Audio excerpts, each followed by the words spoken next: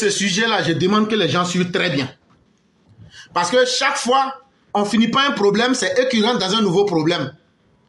Il est resté là-bas avec son nœud crochu. Ah, mais la Côte d'Ivoire, c'est catastrophique, c'est vraiment un niveau de corruption qui est sans précédent et dans tout le domaine. On dirait un cafard qui est en train de chanter. Il n'y a pas de problème, je vais vous traduire ça en français ivoirien. Tu sais, nous on est très précis. Moi quand j'agis là, j'agis comme un chirurgien. Soit ça passe ou mais ça casse. Et quand ça ne passe pas, je ne m'engage pas. Avec moi ça passe. Ça ne casse jamais. Quand je dis quelque chose là, ça va te plaire, ça va te déplaire là. Tu ne pourras pas enlever sur ça. Ça fait 5 ans nous sommes là. Mais on n'a pas encore trouvé une femme ou un garçon digne pour venir dire là tu avais menti. Et c'est ça nous notre grande fierté.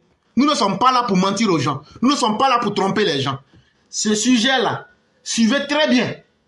Parce que ça va vous donner des arguments plus que solides pour casser la colonne vertébrale de ces gars-là. J'ai intitulé ça « Tous d'accord pour la lutte contre la corruption ».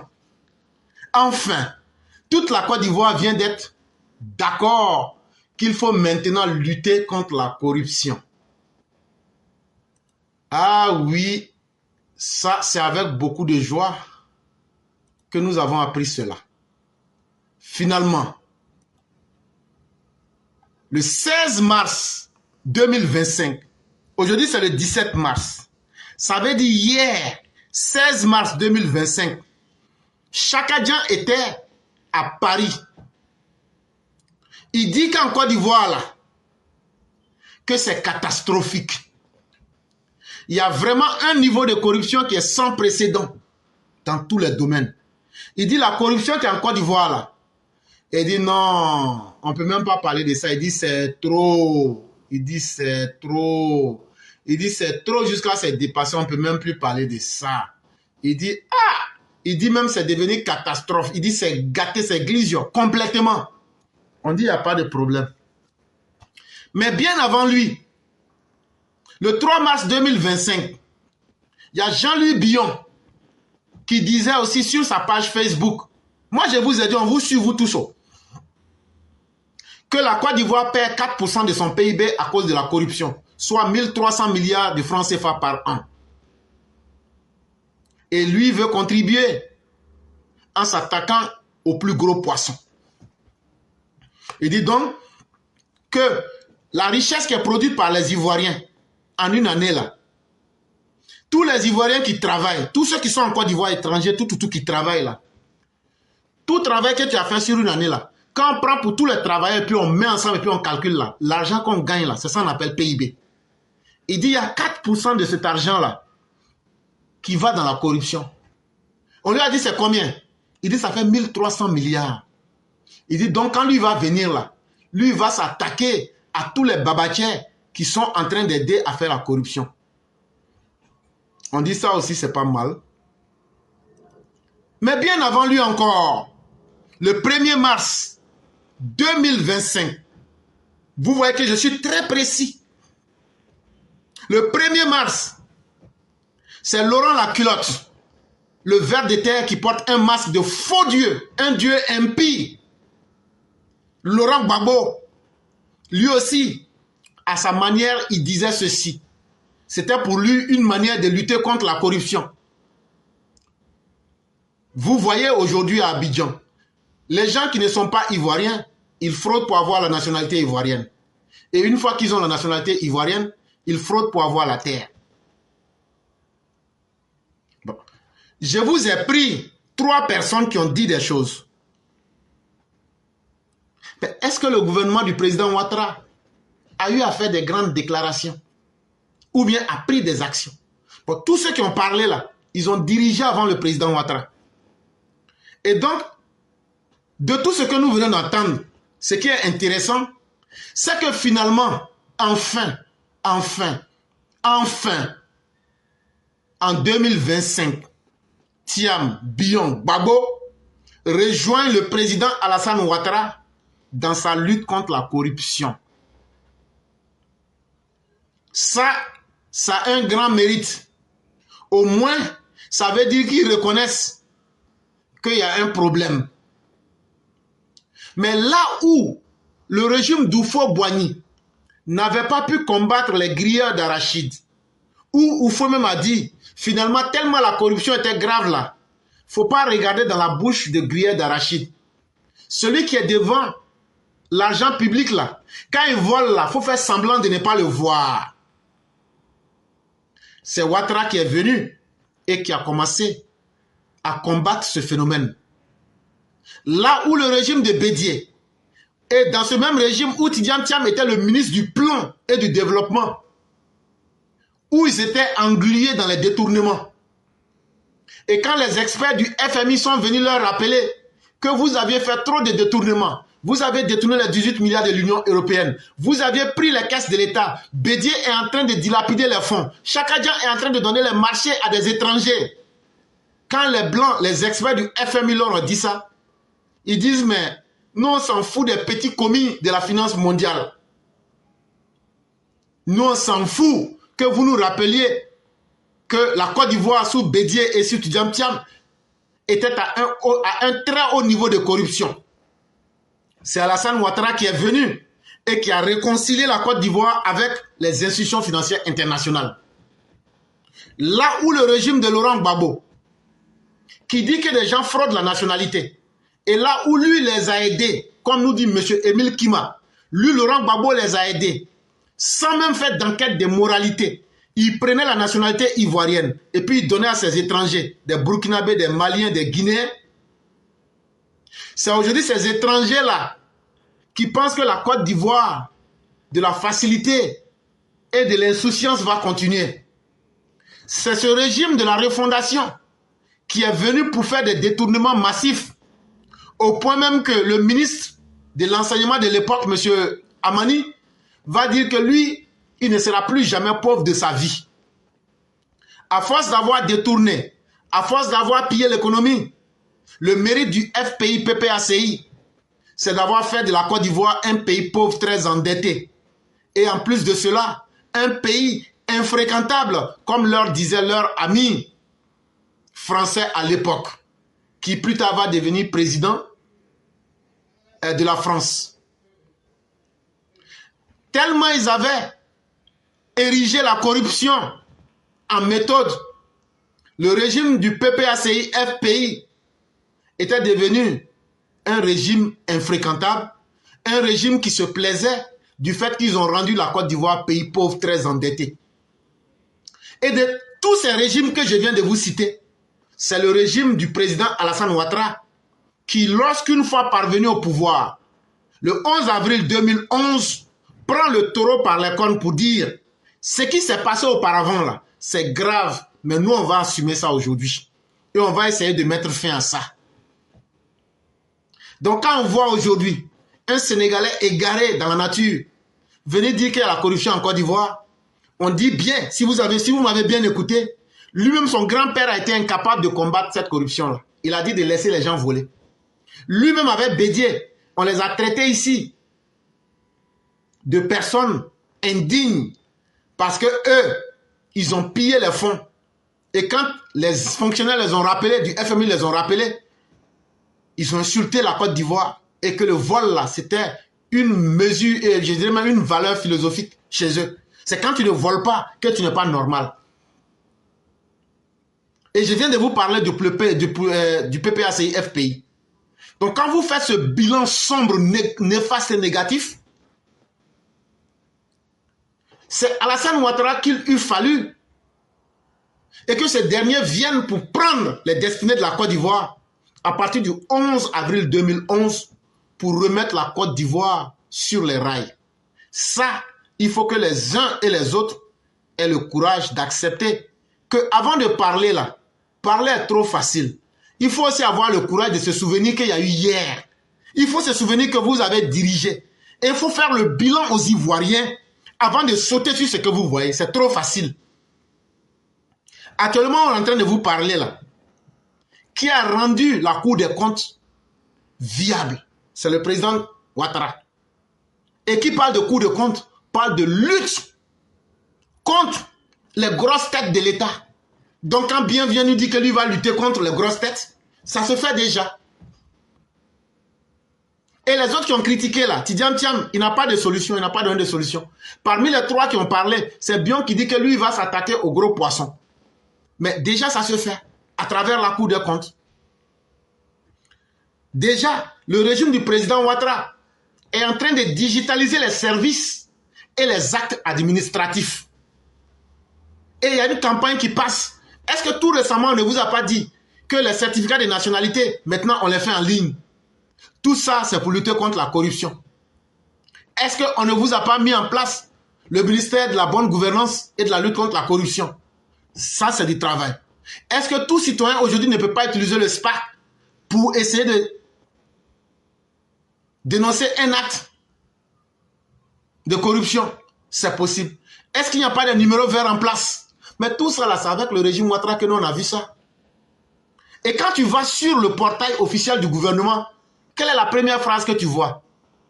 La corruption, virgule, c'est l'affaire de tous. Souligne le portail officiel du gouvernement. Bon, tout ce que je viens de citer là, vous n'aviez jamais été capable de prendre une mesure. Pourtant, vous avez encouragé même la corruption. Vous avez tellement encouragé la corruption qu'il a été utile que je puisse montrer avec des chiffres. Parce que moi, je vais parler, on va dire tu es partisan. On va prendre l'institut qui fait la mesure de la corruption dans le monde. C'est cette institution-là qu'on va prendre.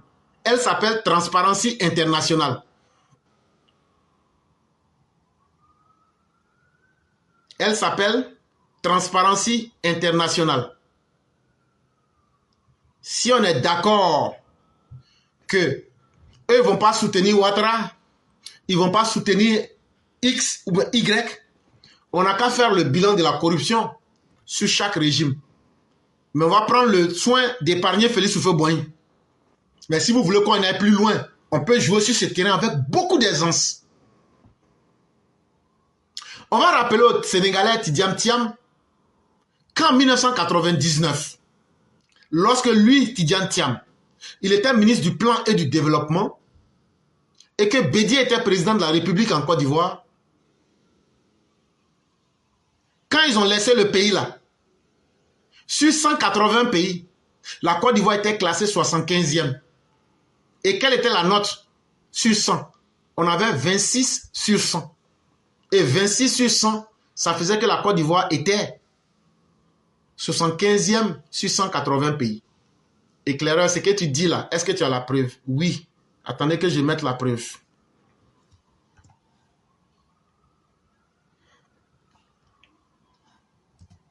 Donc vous souffrirez.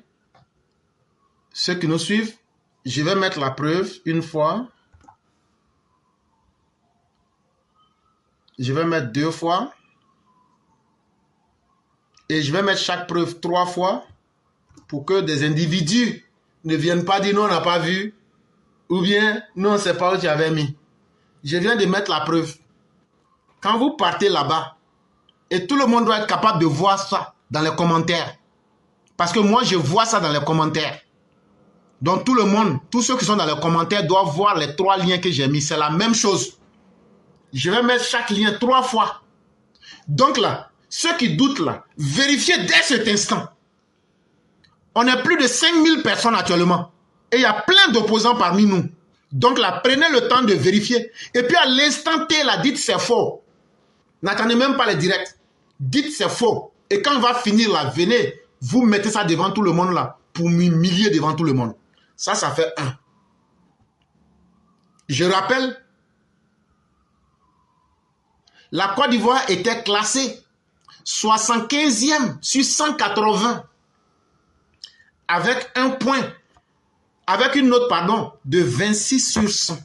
Ça veut dire à peine la Côte d'Ivoire avait dépassé les 1/4 de ce qu'il fallait avoir.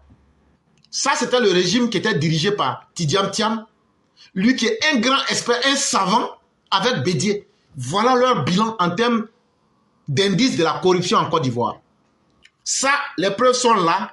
J'attends que si vous êtes des garçons comme moi, les preuves là, je les ai mis en face de tout le monde, que vous venez dire c'est faux. Ça, c'était pour eux. Avant de parler les autres là, quand on va vous donner ces chiffres là, vous comparez. Et maintenant, vous venez parler. La corruption n'est pas quelque chose qui a commencé aujourd'hui. Et ce sont les mauvaises pratiques que vous aviez créées là. Ne soyez pas fiers de dire aux gens pourquoi ils ne sont pas pressés à combattre ou bien ils ne font pas assez d'efforts. C'est vous qui avez créé ces mauvaises conditions. Et c'est le RHDP seul qui est en train de les combattre. Et on ne finit pas de combattre ce mal-là en un jour. On va prendre maintenant le régime de Laurent Gbagbo. Et là, c'est la totale. Le régime de Laurent Gbagbo, quand ils prennent le pouvoir en 2000, jusqu'en 2011, la Côte d'Ivoire est classée 154e sur 180. Et là, en 2011, quand Laurent Gbagbo laisse le pouvoir, la Côte d'Ivoire a une note de 2,2 sur 100. Je dis bien de 2,2 sur 100. Je vais mettre le lien pour que les uns et les autres puissent vérifier. Parce que c'est ça la classe éclaireur pro-vérité. J'ai mis ça une fois. Je vais mettre une deuxième fois.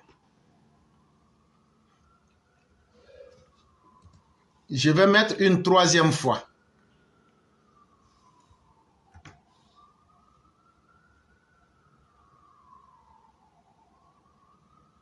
Je viens de mettre une troisième fois. Et les preuves, je les vois en face. Tout le monde peut voir dans les commentaires. Prenez, cliquez sur le lien, allez dans le tableau, vérifiez. Est-ce que j'ai changé ou bien j'ai menti? J'attends que vous veniez sur ce terrain-là pour me contester devant tout le monde. Laurent Gbagbo, sur 100 points, il a obtenu 2,2. Et il a mis la Côte d'Ivoire à la 154e place sur 180. Alors que Chaka Dian et Bédié nous avaient mis à la 75e place sur 180. Lui, il est venu nous classer encore parmi les derniers en nous mettant à la 154e place. Prenez les liens là, cliquez et puis dites là, c'est faux. Vraiment, je prie Dieu. Mais lorsque le président Ouattara vient, et c'est là que les choses deviennent intéressantes. Quand le président Ouattara vient au pouvoir en avril 2011, le 11 avril 2011, il retrouve la Côte d'Ivoire qui est classée 154e en 2011 avec une note de 2,2 sur 100 du 11 avril 2011 à ce que nous rentrions dans 2012, le président Ouattara nous fait passer en 9 mois, il nous fait passer de 2,2 sur 100, il nous fait passer à 29 sur 100, soit une augmentation de 26,8 points en moins de 9 mois. Ça là, il faut faire comme ça.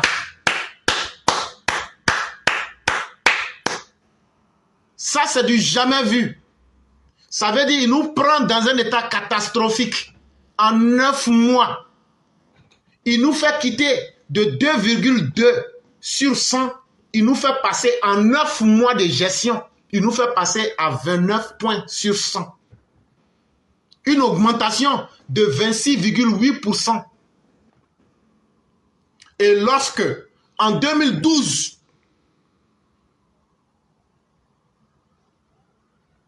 il est maintenant totalement assis pour gérer le pouvoir de 2012 à 2024, puisqu'on n'a pas encore fini 2025, le président Ouattara nous fait passer d'une note de 29 sur 100.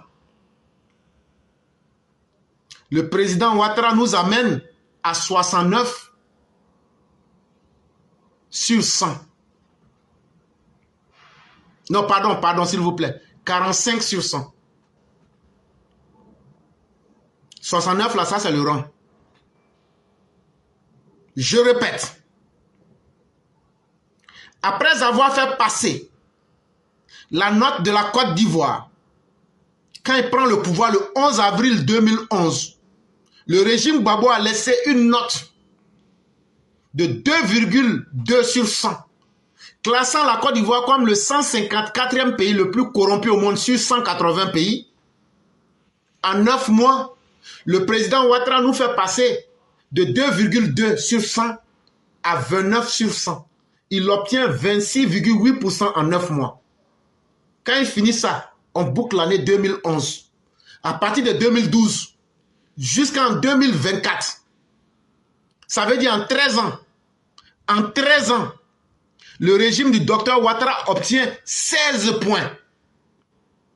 Mais dans les 16 points qui ont été obtenus là, il faut encore que je vous signale qu'en 2023, il a obtenu 5 points. Ça veut dire en 2023 simplement là, il a obtenu 5 points. Et comment il les a obtenus? Quand il a mis ce que je vous ai cité, les numéros verts en place, quand ils ont mis Spatia en place, quand ils ont mis le ministère de la bonne gouvernance en place, et quand ils ont commencé à traquer ceux qui font la corruption, en 2023 seulement, il y a eu 5 points de plus.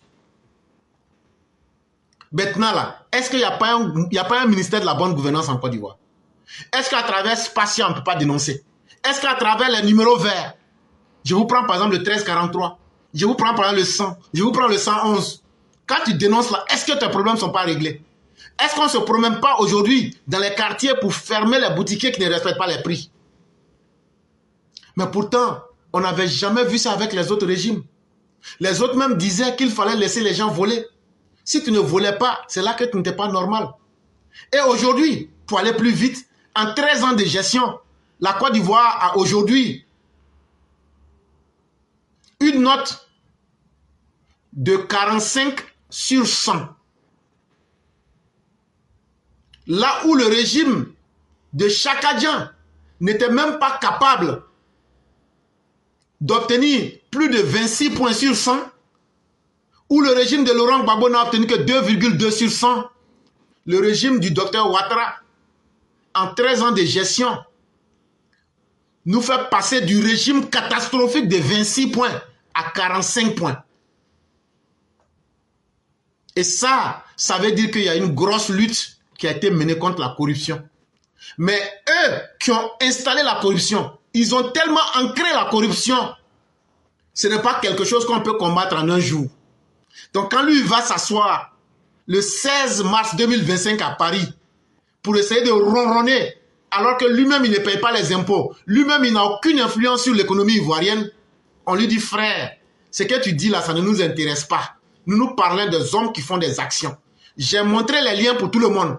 Si je ne montre pas le lien de ce que j'ai dit sur Ouattara, c'est hypocrite et ce n'est pas honnête. Donc je vous mets le lien de Ouattara là pour que vous vérifiez. Et puis vous venez dire ici que c'est faux. Et c'est le même instrument, Transparency International, que j'ai pris. Je mets encore une deuxième fois. Et le lien est là. Vérifiez. Je vais encore mettre une troisième fois. Là, quand c'est comme ça, vous n'allez pas dire pourquoi les autres là, tu as mis 3 fois, pour Ouattara, tu as mis 2 fois. J'ai mis pour eux tous 3 fois. Pour que vous vérifiez. Ne croyez pas en ce que je vous dis. Prenez le temps de vérifier pour voir est-ce que ce qu'il dit là, il ne ment pas. Quand on a fini ça, et qu'on a mis les pendules à l'heure, prenez ces arguments-là et puis démontez tous ces grigous qui sont en face de vous. Ça fait 1. Mais je ne vais pas me limiter à ça. Je vais encore vous dire que on dit que nul n'est prophète chez soi. Si Chakadjan pense que s'il se met s'asseoir en France, pour parler là, ça sera une vérité. Moi aussi, je vais lui dire que le 26 novembre, le mardi 26 novembre 2024 à Londres, la Côte d'Ivoire a été célébrée en rapportant, le prix du meilleur gestionnaire de dette souveraine au monde en 2024.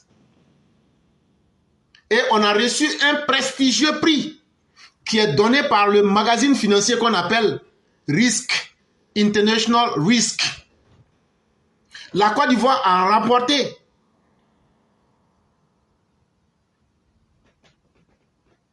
ce prix-là en face des grandes institutions financières comme UBS, comme JP Morgan, comme BlackRock, comme BNP Paribas, Bank of America et tout ça. Ça veut dire quoi? Ça veut dire que ceux qui sont à la tête de la Côte d'Ivoire, l'argent des Ivoiriens, là, ils gèrent ça mieux que BlackRock. Quand on vous parle de BlackRock seulement, là, ça, la BlackRock, là, son deuxième, c'est la mecque de la finance. Ça veut dire, les grandes institutions que tu vois là, Coca-Cola, tout ce que tu vois, la technologie là, c'est là-bas, c'est leur banque qui est là. Mais on dit que la Côte d'Ivoire est mieux gérée que eux. On dit que la Côte d'Ivoire est mieux gérée que BNP Paribas. Ceux qui sont à la tête de la Côte d'Ivoire gèrent mieux la Côte d'Ivoire que Bank of America, que JP Morgan, que UBS, la banque qui a acheté. UBS là, c'est la banque suisse qui a acheté Crédit Suisse que Chakadjan a fait tomber. Mais on dit malgré que cette banque-là gère bien là, que la Côte d'Ivoire gère encore bien que cette banque. Donc là, toi tu vas nous dire quoi? Quand les standards mondiaux même mettent la Côte d'Ivoire dans les meilleurs gestionnaires, et on dit que la Côte d'Ivoire est le meilleur au monde. Donc toi, là, tes gueulades là, ça ne nous dit rien. Tu n'es qu'un individu frustré, un jaloux, qui veut essayer de parler pour exister. Et ça là, éclaireur, c'est facile de parler. Il faut nous donner ta preuve. Là encore, je vais mettre la preuve. C'est preuve contre preuve. Et c'est ça qu'on appelle un vrai garçon.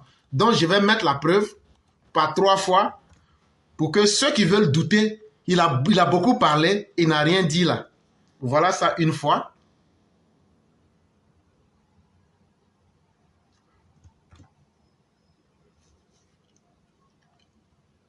Voilà ça 2 fois. C'est le même lien. Je remets chaque lien 3 fois pour que ceux qui disent je n'ai pas vu là, vous allez bien voir ça avec vos yeux. Mais il n'y a pas quelqu'un qui sera garçon pour venir combattre la vérité. C'est ça le drame avec la vérité. C'est qu'on ne trouve pas d'homme courageux. Je viens de mettre le lien qui a célébré la Côte d'Ivoire en tant que meilleur gestionnaire des dettes souveraines au monde en 2024. Ça là, si les gens ne luttaient pas contre la corruption, on n'aurait pas pu atteindre ce chiffre. Et on n'aurait pas eu cette reconnaissance mondiale. Ça, c'était important qu'on te le dise, Chakadjan. Maintenant encore, je vais corser. Et ça, je te le dis. Est-ce que tu connais le rapport CEPIA de la Banque mondiale? Ça a été publié le 12 septembre 2023. Ce rapport-là tient compte comment le gouvernement gère son économie. Ce rapport tient compte des politiques structurelles. Quelles sont les politiques que le gouvernement met en place? Ce rapport-là tient compte de l'inclusivité et de l'équité sociale. Ça veut dire, est-ce que tout le monde est inclus? Est-ce que le gouvernement fait des efforts pour mettre tout le monde dans l'économie? Et est-ce que tout le monde est traité de façon équitable, de façon juste? Ce rapport-là évalue les institutions du secteur public. Est-ce que le secteur public est bien géré? Ce rapport-là évalue les politiques et les institutions qui sont mises en place par le gouvernement. Ce rapport CEPIA-là, leur objectif, c'est de voir et d'atteindre les objectifs de la qualité des politiques et des institutions qui sont mises en place dans chaque pays pour que ça ait un impact sur la vie des personnes. Et quand on sent que la pauvreté est en train d'être réduite et que les politiques qui sont mises en place aident les gens et que les institutions fonctionnent, est-ce que depuis là, le gouvernement ne vous dit pas, si vous avez un problème, allez vers les institutions? Ça est dans le dialogue, des discours, des dialogues que vous avez avec le gouvernement. Bon, c'est tout ça là. Il y a 16 critères. Je m'arrête pour ne pas perdre le temps aux gens. Il y a 16 critères autour de 4 groupes. Quand tu remplis tout ça là, quand on est venu, la Côte d'Ivoire a été classée 3e ex-aequo. Parce que les points là, ça part de 1 à 6. La Côte d'Ivoire a obtenu 3,6 sur 8. Et la Côte d'Ivoire était ex-aequo avec le Kenya. Et ça là, quand on parle de bonne gouvernance, on ne peut pas parler de bonne gouvernance en oubliant qu'il y a eu une lutte contre la corruption. Et la Banque mondiale ne peut pas faire dans du favoritisme. Et là encore, ce que j'ai dit là, ne prenez pas mes paroles comme de l'argent comptant. Je vous mets le lien comme je l'ai fait pour les autres 3 fois.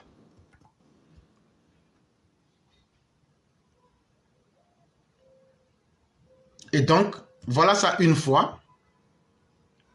Nous, on ne parle pas beaucoup. Mais quand tu parles là, nous, on te redresse. On va redresser ta queue, Chakadjan. Je remets la même preuve 2 fois. Et ça, je le fais pour que vous, les EPV, vous puissiez devenir des gladiateurs. Et que vous puissiez casser la colonne vertébrale de ces indignes partout où ils sont. Pour leur dire que nous sommes sur la terre. Et que la réalité là, nous, on ne va pas nous mentir ici. C'est pourquoi je fais ce travail d'analyse pour vous mettre toutes ces preuves à votre disposition. Prenez cette émission-là, réanalysez-la, écoutez-la bien. Et avec toutes les preuves qu'on est en train de vous donner, et allez, comme disait le Christ, allez et propagez la bonne nouvelle partout sur la terre. C'est de cela qu'il est question. Et je ne vois pas un garçon, je le dis avec beaucoup de fierté et d'arrogance, je ne vois pas un garçon qui peut venir lever même un iota de ce que j'ai dit. Pourtant, je parle, je dis et je mets en face de vous. Et avec toutes les preuves que je suis en train de montrer, Chakadjan est en train de faire simplement du vuvuzela. Mais je vais encore plus loin. Dans ce monde-là, il n'y a aucun pays qui ne prend pas de crédit. Mais quand tu finis de prendre crédit, là, on étudie la qualité de la dette que tu as pris, l'usage de la dette et ta solvabilité. La qualité de la dette, argent que tu allais prendre là, est-ce que c'est pour aller payer nourriture pour manger? Si toi tu t'en vas prendre crédit pour aller payer nourriture pour manger, tu vas rembourser comment? On appelle ça dette toxique.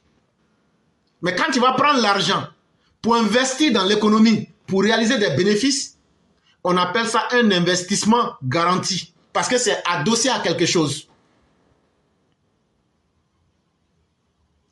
Au moment de bédier avec les Chakadjans là, eux partaient chercher de l'aide, du crédit. Et quand ils gagnent l'argent là, ils bouffent l'argent, ils se partagent. Chakadjan dit quand lui va revenir là, c'est la même chose qu'ils vont faire. Ils vont leur demander l'argent, et puis ils vont se partager, et puis les enfants des gens du PDCI, et puis les repères qui l'ont soutenu là, ils vont leur donner les milliards là, mais ils ne vont pas donner ça en francs CFA, ils vont donner ça en dollars. Là, quand c'est comme ça là, de la manière l'argent est donné là, l'argent même va même pas voir la route de la Côte d'Ivoire. Parce qu'on leur donne l'argent en dollars, eux vont laisser ça en dollars, et puis ils vont se partager entre eux, et puis mettre ça dans les comptes bancaires en Europe, aux États-Unis, dans le monde. Mais, lorsque la Côte d'Ivoire sous Alassane Ouattara prend de l'argent, on explique à nos partenaires, voilà, on veut construire 9 universités, on veut construire 4 grands ponts, on veut construire des écoles, on veut construire des châteaux d'eau, on veut construire des routes.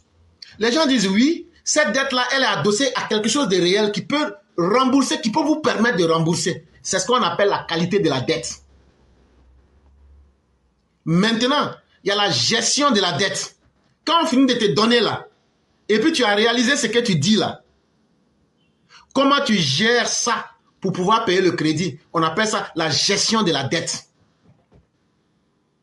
Et quand tu finis ça, si tu as bien géré la dette là-haut, il y a des gens là, ils disent je ne paye pas crédit. Faut m'envoyer où tu veux. Je suis devenu puissant, je ne paye pas ton crédit. Comme de la manière, Chakadjan a refusé de payer crédit de Elena Ionescu, la bonne qui travaillait là-bas.